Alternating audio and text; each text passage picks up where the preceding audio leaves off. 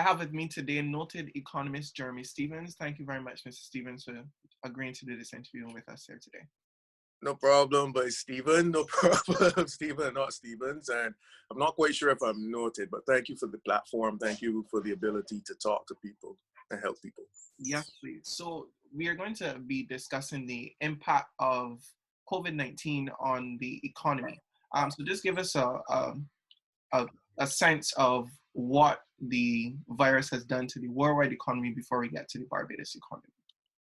And firstly, let me just apologize to your viewers about the dogs in the background. My brother and I somewhat, in a very little way, own a kennel.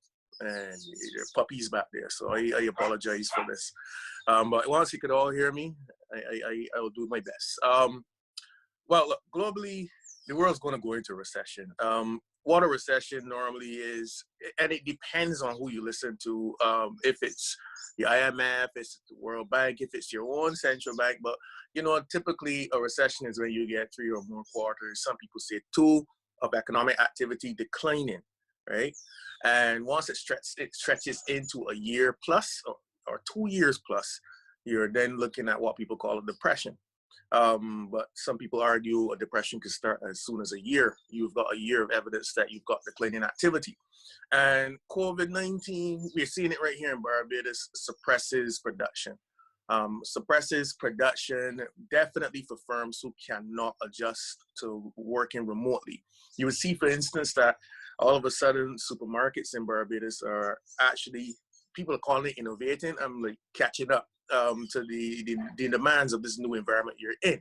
But generally, economic impact on a whole is suppressed throughout the world. And we don't have to look any further than what evidence was presented to us in December, November in China. And it's only yesterday that China allowed Wuhan and I guess other places that were similarly or a little bit less affected to come out of lockdown. So you've had December, January, February, March, April, almost 5 months. And this is the great and mighty China. So, of course, they have way more people, but which complicates things. But my point being is that China had at least 4 months of suppressed economic activity down in the doldrums, and they're the world's production house. So generally, you know, if you're not able to migrate your business online, if banks are not ready, if financial institutions in general, which is the case here, with respect to credit unions, are not ready to serve customers in this environment, this also accentuates any slowdown that you're going to have. So generally in the world, like if anybody comes out, any country comes up growing out of this, you've got reason to challenge their statistics, definitely. In fact, you know, I would go as far as to say that even if our central bank decides to say, oh, our first quarter was marginal, which is understandable because we only had the shutdown late March, early April, you know. But if we hear in June that, or not June, July, when the second quarter or the first half of the year is reported that we had an increase or even flat economic performance here, then you've got reason to be concerned about the numbers that are coming up. But so my point being is like, this is unprecedented in modern history. Everybody, every country in the world will report some form of negative growth, particularly if they accept that they've had a COVID-19 problem or definitely significant levels of infections. And in terms of that production, what does it mean for Barbados, who's under an IMF program with ambitious targets in terms of growth and such like? No, it protracts is the best word. It's not necessarily the word you should use, but it protracts or definitely delays any of our targets being achieved. I mean, beforehand, the probability of achieving them was questionable given where the economy was at. You would note that even though the government resorted to talking about, I don't even remember because it's not something you use typically in public economics or public finance in terms of reporting it, but they moved away from a fiscal surplus to a current account surplus or something like that. It somehow is escaping me right now, but the fact is that, you know, if they had to continue talking about fiscal surpluses, it would always paint a picture that government was lagging. So it made more sense to focus on that end, if the current account surplus, which for your viewers just means you're subtracting the cost of running government from tax revenue and non-tax revenue. Fiscal surpluses take into account the payment of debt. And we all know that the government managed to lessen that cost through restructuring. But government's picture was looking rosier mainly because of that, but it doesn't mean generally that the economy itself was able to still support the government. Because remember, governments have to take in taxation in order to improve their fiscal position or reduce expenditure. So by not having the ability to greatly reduce expenditure outside of debt financing over the last year and a half, the government was certainly at risk should they had turned down a mark turned down in the economy, because if people are less able to pay taxes because effectively nobody's working. And this thing, if we use China's numbers, China had a very orchestrated and aggressive response to this, given their experience, this recent outbreak pertaining to COVID-19, given their experiences with SARS, bird flu. In Asia, these guys respond quickly to outbreaks. And if it took them 5 months because the outbreak was really aggressive there, and we are not able to have the resources, yes, we have, I must give thanks and you know, even though there was a rough start and certainly lots of lapses in communication, but I have to give Richard Carter and the team, the chief medical officer, the acting PM at this time, given the fact she's been thrown into it, the Minister of Health, and even though he's been maligned of late, the Attorney General, I must give them their props for organizing in a way that pales, that definitely the rest of the Caribbean pale in comparison to English-speaking Caribbean. However, you know, given that the public at large themselves are not, for many reasons, it could be socioeconomic, you know, again, that people are not observing social distancing. Again, it could be cultural, it could be socioeconomic, because I could probably afford to go and shop whenever I want personally, or buy whenever I want personally. Everybody cannot. And due to these due to these very, very, very tough factors, very stressful factors, I imagine that, you know, government's intake of tax dollars will have to be reduced, because controlling an outbreak in Barbados is actually or nearly virtually impossible in the way China and Singapore and South Korea, whom we're looking towards, Singapore especially, did. We don't have the ability to test everyone in a short period of time. Our contact tracing programs, to me, would be questionable, just based on the fact that, you know, just for cultural reasons and resources, the fact that you might not have the resources available. So because of that, I just had to give that explanation so people are clear, huh? Yeah. Because of that, you would expect that tax intake, and that normally is delayed by a month. So you produce this month, you pay PAYE at the end of the month, you pay income taxes. Some people argue quarterly, some people argue monthly. In terms of corporate taxes, you already dropped the corporate tax rate, so one would expect that, yeah, the fall off from corporate tax rate would pale in comparison to the reduction in PAYE. The government through the NIS, although people say the link is very blurry, will have to facilitate persons in the near term, but can't take back in taxes in terms of paying out support. The welfare office and others would have to increase or at least provide even more support. Government has to go through a fiscal stimulus that it was apparently promised. What I'm not clear on, because I just haven't been following, is if there's been parliamentary approval. I think there was a statement. I'm not sure if there's parliamentary approval. Again, I stand to be edified on that, on the fiscal stimulus, of which I was hearing about, targeting, of course, the most vulnerable, especially them. So given all of the things that you would have just listed, is it safe to say then that government will be operating more so at deficit until this? Of course, especially on the same current account that they speak about. You know, the same expenses taken from tax and non-tax revenue.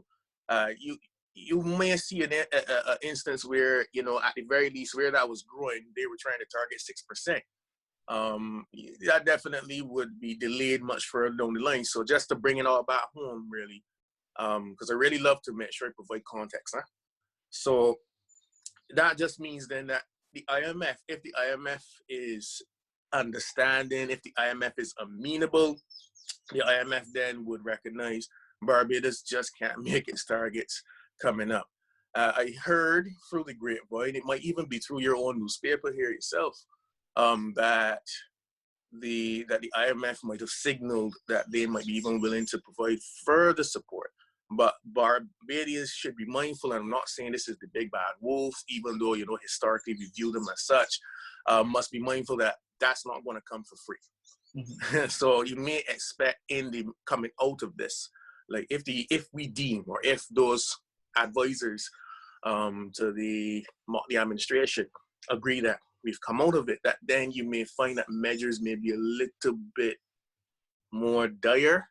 And I'm saying a little bit because I really don't want to offend at this point, mm-hmm. since we are in a sensitive space, but it's going to be a little more dire and with respect to how they apply taxation, with respect to how they manage their expenses coming forward. Everybody is going to be like that. Companies are going to be like that, but don't expect that government won't be like that, because they have been given a bit of a moratorium of sorts, or would be given a bit of a moratorium of sorts from the IMF. I also wanted to ask you about as well too. There was some confusion as it relates to people saying the banks and so on, lending agencies saying that they were giving moratoriums on let's say mortgages and so on, and there were some people that were suggesting that you should still continue to pay interest or such, like, because at the end of the moratorium the balance will hit you at that sense. So, and then you also hinted at also some more stringent measures coming out of COVID-19. So after we get out of the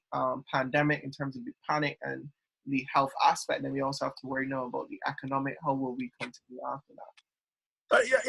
I look, I mean, I'm of the view that if you have the ability, if you have the network, if you have the willingness, if your situation, family and sociological, and then economic situation, personal situation allows for it, this is actually a relatively exciting time, right? To reskill, to retool. Once your life and your circumstances allow for it, plus your willingness is there, this is a perfect time to retool, especially if you're unemployed. Of course, if you're unemployed, you got to battle between how will I feed myself, especially if you're a person who bought weekly or fortnightly. So, you know, I can't say this is advice that would affect positively everyone, or should be applicable to everyone. But certainly this is an exciting time, at least for me, and this is me speaking personally. I can't wish this on anybody else. So but however, to speak particularly to the question about banks.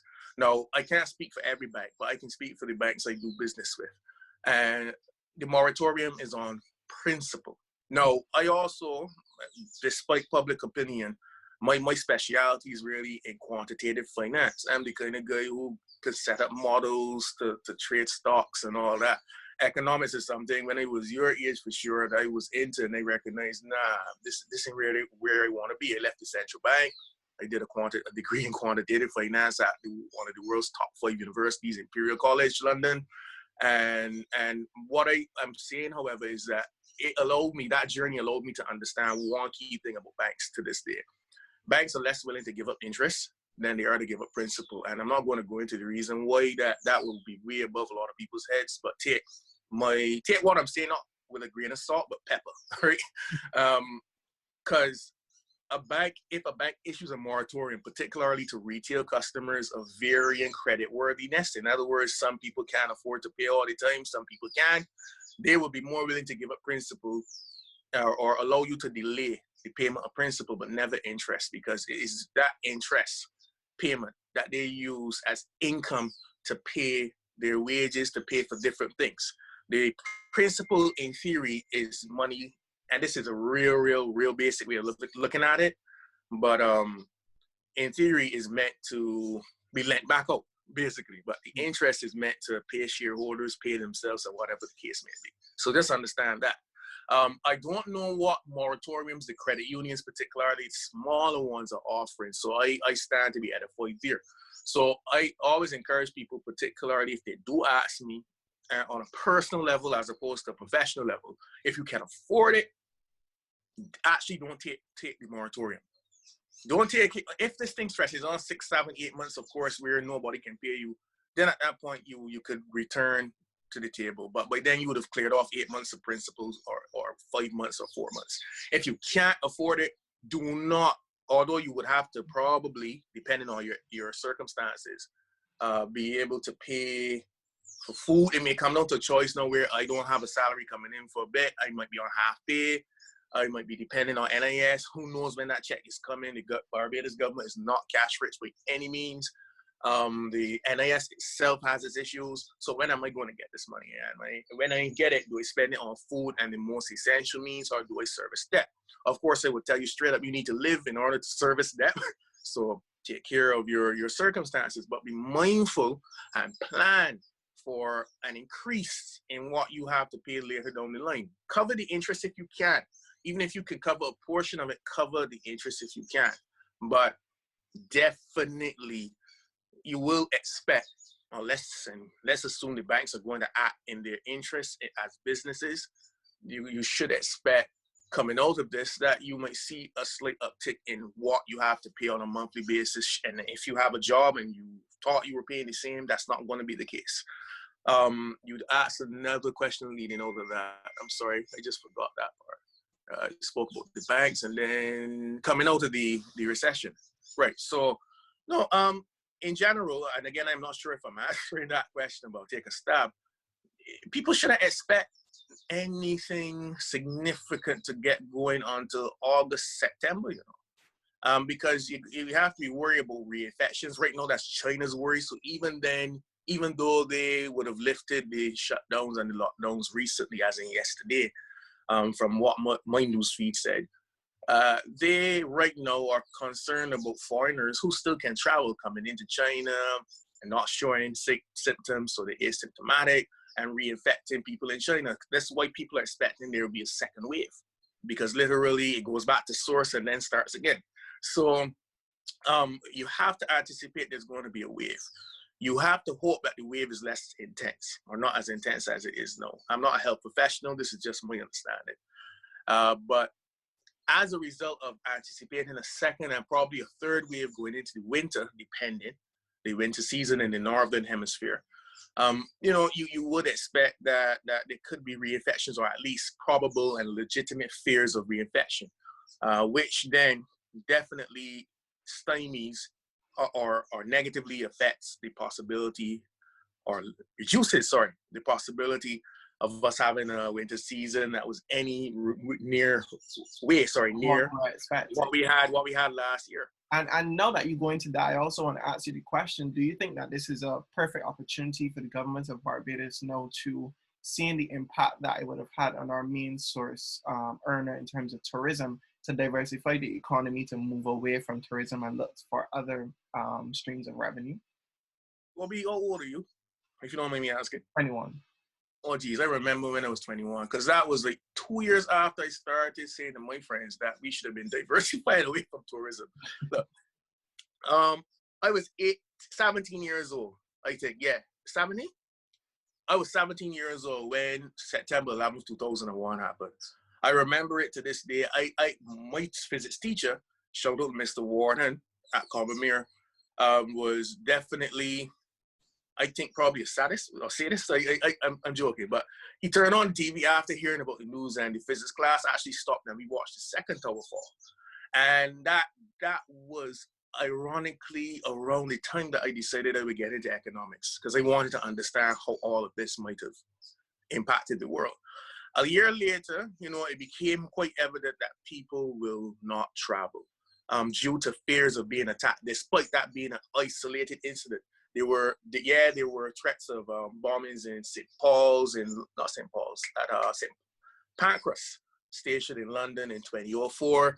But, generally throughout the world, you did not have a high incidence of people hijacking planes and flying them into buildings. So there wasn't any evidence to assume that, something would have happened in every country. But yet, because the experience was so stark and so emotional and so traumatizing for many, and because of how the American news media has the world's coverage, or the best coverage of events in the world, not necessarily the most accurate, but the best in terms of extensivity, sorry. But the whole world felt as though it was happening to them. Mm-hmm. In this circumstance now, it is happening to everybody. And their legitimate fears of reinfections. And should that news play up, especially, it's going to really depress and suppress travel. It's to the point where even Richard Branson is asking the English government, for a bailout of Virgin. And he's tried his best for years not to take government money. And in this circumstance, definitely has seen a need to, given the fact that most airlines run on only a month's worth of cash. In other words, although we criticize the app, myself included, one of the biggest critics of how the app conducts their business, I understand the circumstances they are in and I can be sympathetic towards the app. But most people would actually be more sympathetic when they recognize that most airlines only run on a month or 2 months worth of cash. So like if an airline is down for 2 months, they're not going to have enough money to pay the staff. They're not going to be able to pay the staff. And this is almost every airline in the world, particularly American, not American Airlines, the brand, but aircraft and airline businesses from the States. So with that in mind, travel is going to be suppressed. And what Barbados may have to worry about, and I started thinking about it last night when I was going through my daily thinking, my daily thoughts. We might have to worry about airlift being reduced. Like if we had to start from ground zero, like let's assume people weren't afraid of traveling. We would have to be afraid in Barbados, because we survive on airlift, that our airlift would be reduced dramatically. And simply due to the fact that a lot of these airlines will have to go into part receivership, give up their fleet in order to fly. Probably they'll build back up, themselves. But most of them, they lease the aircraft or they take debt financing for the aircraft. And debt financing is going to be a bit harder to get, especially for industries that are going under, right, in the near term. So like my biggest concern isn't, because the tourism planners should definitely be thinking about this, isn't the fact that people won't travel. If they believe people are going to travel later this year, it is beyond me why they would think so, especially if 2001 was anything to go by, and that wasn't even a global pandemic. You have the extra worry of if the airlines that are going to be greatly affected by this will still have the capacity to serve low volume, relatively low volume destinations like ours. It's not like Virgin depends on us. It's not like Virgin's profitability hinges heavily on Barbados compared to the routes to Nigeria. That's a very profitable route for them. Compared to what they do in Australia, that's a very profitable environment for them. I think they even probably made more money out of the Virgin flights that they used to have, I think, in the States. I'm not sure if they're still flying in the US, to be honest. So my point being is, you should expect reduced airlift even if people want to travel, basically. And that's going to compound our issues in the country, because regardless of the circumstance, it's either people are not coming or the airlines won't be able to bring them because it's going to cost them way too much. And given our own financial position as a government, because we normally market to these airlines, I'm choosing my words carefully here, but marketing implies, the airlines are given incentives to come here. And, the government itself may find it a little more difficult to market at the same level as they did before. And, I don't even think that the taxes collected at the airport during this dead period, I live very near to the airport, can see it outside my window, that those are going to be enough even to fill up the kitty in order to pay or to promote these guys, promote to these guys, So it's going to be a tough period. And that's just tourism we're looking at. And that's just tourism on the grand scale of things. And finally, then, in relation to some of the impact that it will have on families here now, we spoke about how long, in your estimation, it will take for us to get back up and running if we are able to curb or kill the curve for this pandemic. But in terms of the impact on families, who may have the breadwinner may have gone home or whatever. We spoke about being able to service debt in relation to the moratorium on banks and interest payment, and even just being able to survive. We would have seen a number of companies announce that they're not going to go ahead with disconnections at this time. But what does it mean then for the business sector, for the young entrepreneurs, for the even more so corporate enterprises, in terms of how will this pandemic then shape business going forward? With businesses, I tend to be a little more Machiavellian in my thinking. Businesses have souls, and the soul is represented best by cash and not necessarily having a social conscience. Unfortunately, many businesses just don't. Because if that was the case, many things that we saw leading up to this shutdown would have been handled expeditiously on the part of the company, but then secondarily and definitely later on by government. And what I'm talking about is enforcing social distancing. That should have been a priority above and beyond actually having people in house. But the question is, especially at this time where the future is so uncertain, can businesses afford it? Afford certain costs that have been thrown on them, managing inventory in this new environment, enforcing social distancing when their security has never been trained for this before. Can G4S train its security short term? Does G4S use Zoom right now to do training now that we're in this dead period? You know, like whatever the case may be, companies have to reform in this environment is the point I'm trying to make. It's never going to be the same again, particularly coming out of, let's assume September is the period that we say, well, you can go back to work, you can start touching people again, and there's no more shoulder bumps, or not elbow bumps, sorry, and all that nonsense that we had to do in the interim before this lockdown. Companies will have a number of issues. Firstly, like the same digital and flow that are extending, it's basically extending credit really, but not disconnecting. They depend very heavily on the ability to attract revenues on a monthly basis to handle their expenses. Digital especially is in a precarious position. Luckily, Flow was bought out by a much larger company called Liberty, and it depends on if Liberty wants to, subsidize Flow's activity throughout the region. But with respect to Digicel, they're in a precarious position. They have a huge amount of debt on their books. So if their financiers are not willing to extend, let's assume, I don't know what's going on in Ireland right now with respect to bailouts or whatever, I don't know. But let's assume, for instance, that wherever Digicel has been headquartered, some people argue Jamaica, some people argue Ireland, whatever the case is, and they're not able to receive a bailout. Or that the banks that they deal with are not willing to adjust credit terms, particularly given the situation, the financial situation that Digicel has with its debt. And I'm not saying anything that's private. They would have had to go public with this when they tried to sell publicly a few years ago, right? So the question is, how long can Digicel afford to, given its own, in this assumption, financially strenuous circumstances, to extend, the credit to us by not offering disconnections. They incur costs every time they keep a line open that's not being paid for. A capital cost. They need to pay for machinery. They need to pay for the license, although the licenses aren't that expensive. They need to pay the staff to monitor these systems. So it's going to impact all of us. Like every company right now in this environment is impacted. Especially, it begins and ends with the banks, and even the banks themselves have financial issues to concern themselves with. Everybody, because an economy is a circle, everybody owes everybody. If you owe the bank owes their employees, the bank owes savers.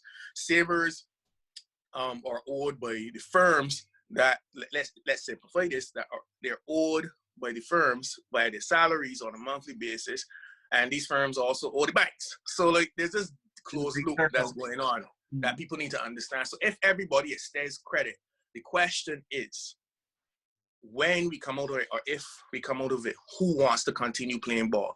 Will you be willing to forgive?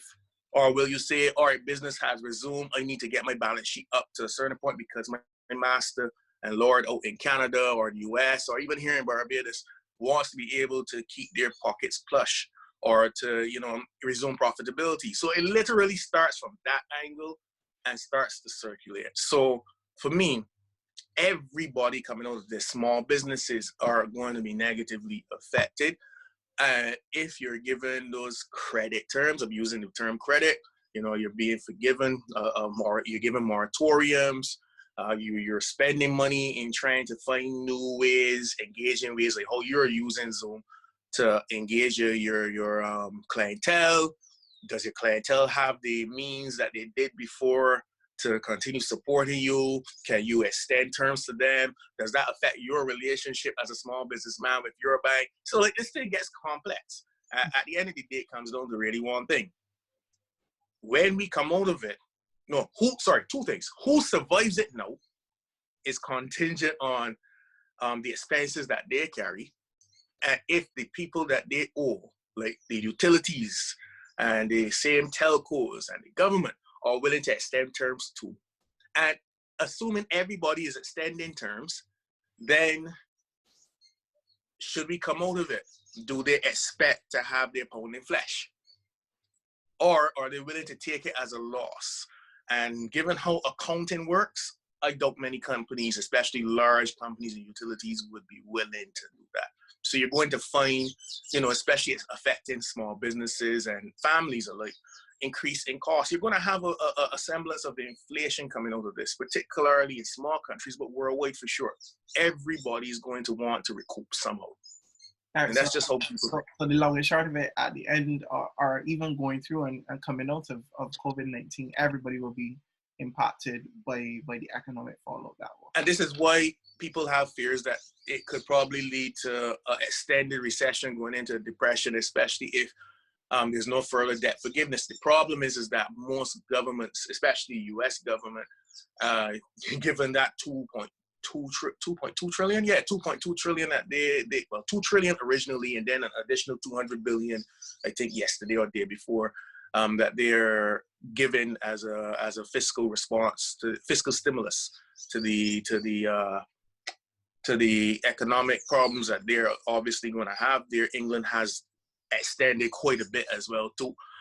Governments themselves might not have the capacity coming out of this to continue at the level, stimulating at the level that they do have. The states can, but it undermines the power of their dollar, and I don't want to get into that complex kind of economics. So just one question: do you think that the recession, the inevitable recession coming out of this COVID-19, will be worse than in 2008 one?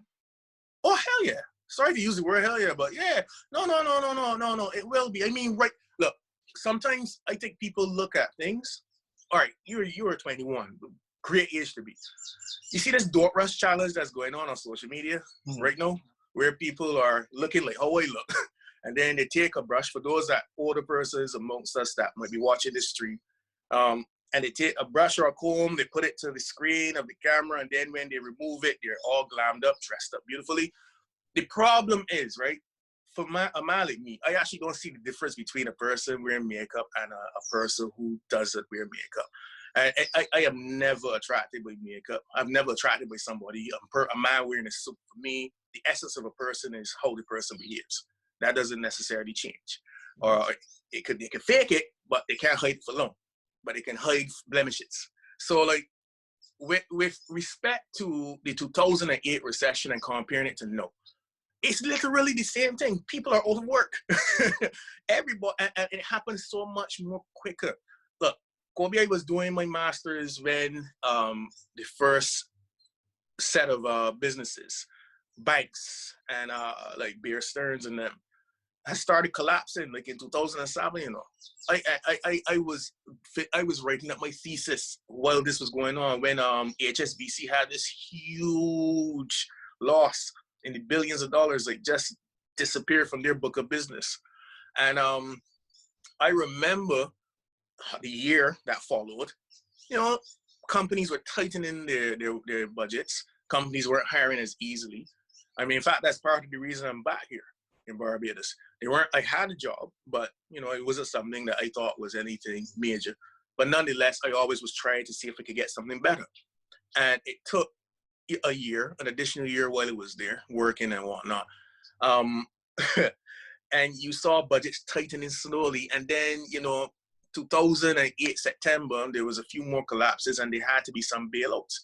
And you saw unemployment, creeping up in that period, creeping up from August to September. Then it exploded for a bit. And then, of course, the Federal Reserve in the United States of America, the Bank of England, the European Central Bank, those guys orchestrated a monetary response, quantitative easing. So governments themselves weren't spending the money. It was the central banks that were driving the recovery in the economy. And I'm not going to explain how that would be stretching this. But my point then would be that that took a longer time. You literally had China shutting down in December. And then when the Western Hemisphere caught this in March, February, March, everything went dead. Essentially, one time in 1 month, where it took a year before to unemployed for a lot of people in the States, it crept up to like 7% or something. I don't remember, but that's significant for them. And whereas in other more vulnerable places, it crept up to like 20% temporarily. You have this going on now in less than a month in Barbados, and in the States you have that going on in less than a month also. And in Italy, virtually dead. Most of Europe virtually dead. So it is already worse than it took the entire period of 2008, 2009, starting in 2007. So that 2-year period, it took way longer back then than no. Just saying. Well, thank you so much for breaking it down for us in dollars and cents and being able to give us that economic perspective on the worldwide and also here at Barbados as to what we can do to ensure that we maintain good financial standing for those who can afford it at this point, and giving us some advice as it relates to some of the incentives in terms of credit extensions that are being offered and what we can expect as we come out of the COVID-19 pandemic. So I just want to thank you so much again for giving us your time here today. Cheers, Kobie. All good, and keep safe out there. Thank you.